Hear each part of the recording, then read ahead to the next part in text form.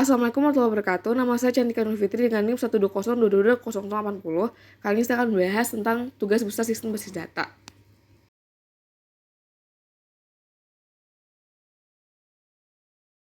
Oke, lanjut ke format laporan tugas besar. Yang pertama, disediakan dalam satu pendahuluan yang terdapat latar belakang rumusan masalah, batasan masalah, lalu tujuan dan manfaat. Setelah itu, analisis dan perancangan sistem yang di dalamnya terdapat ERD, model rasional, normalisasi, lalu implementasi ke MySQL. Oke, kali ini saya akan bahas tentang bab satu pendahuluan dan dimulai dengan latar belakang. Sehingga dengan meningkatkan kompleksitas dan skala operasi bisnis serta kemajuan teknologi, sistem kasir menjadi suatu kebutuhan yang sangat penting bagi perusahaan retail dan bisnis lainnya. Dengan adanya sistem kasir, proses transaksi dapat dilakukan secara cepat dan efisien. Sistem kasir minimalkan resiko kesalahan manusia dalam perhitungan pembayaran. Dengan adanya sistem terotomatisasi, harga barang yang tepat dan kalkulasi pajak dapat dihitung secara akurat. Sistem kasir sering integrasi dengan sistem manajemen persediaan dan inventaris. Dengan adanya sistem terhubung, informasi tentang stok barang, penjualan, dan permintaan dapat diperbarui secara real time. Dengan adanya sistem kasir, transaksi uang tunai dapat tercatat dengan rapi dan akurat. Hal ini membantu dalam pengendalian keuangan dan mengurangi risiko kecurangan atau pencurian. Dengan adanya sistem kasir, bisnis dapat meningkatkan efisiensi, mengelola inventaris dengan baik, memproses transaksi dengan cepat, serta menganalisis data penjualan untuk meningkatkan performa bisnis mereka. Oke, terkait dengan rumusan masalah, intinya berisi tentang bagaimana tugas ini bisa dipresentasikan sesuai dengan format penulisan format tugas besar sistem basis data. Seperti dijelaskan ERD-nya, terus normalisasi, operasi DDL, DML, dan kawan-kawannya. Nah, batasan masalahnya yang penting. Di batasan masalah disajikan ERD yang hanya mencakup entitas yang terkait dengan sistem kasir. Lalu yang kedua, ERD yang akan dibuat fokus pada entitas utama dan hubungan antara entitas tersebut.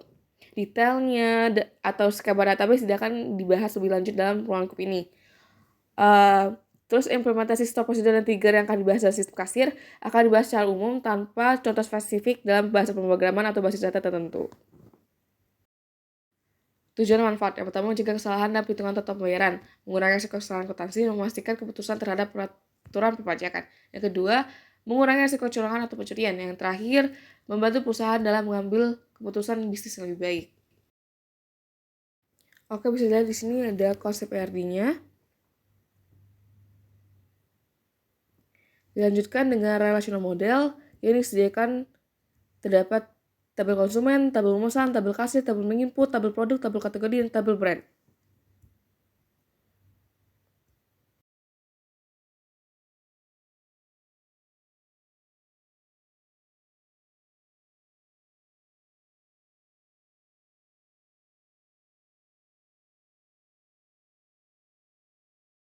Oke, di sini terdapat normalisasi yang dimana tabel-tabel tersebut diinput dengan 10 record. Mulai tabel konsumen, tabel pemesan, tabel kasir, tabel menginput, tabel produk, tabel kategori, dan tabel brand. Lalu di sini ada detailnya dengan dibuatnya tabel, semua tabel yang sudah dibuat. Lalu penempatan primary key dan foreign key dengan alter table. Lalu dimasukkan 10 record tersebut dengan format insert into tabel, column, values, record tersebut.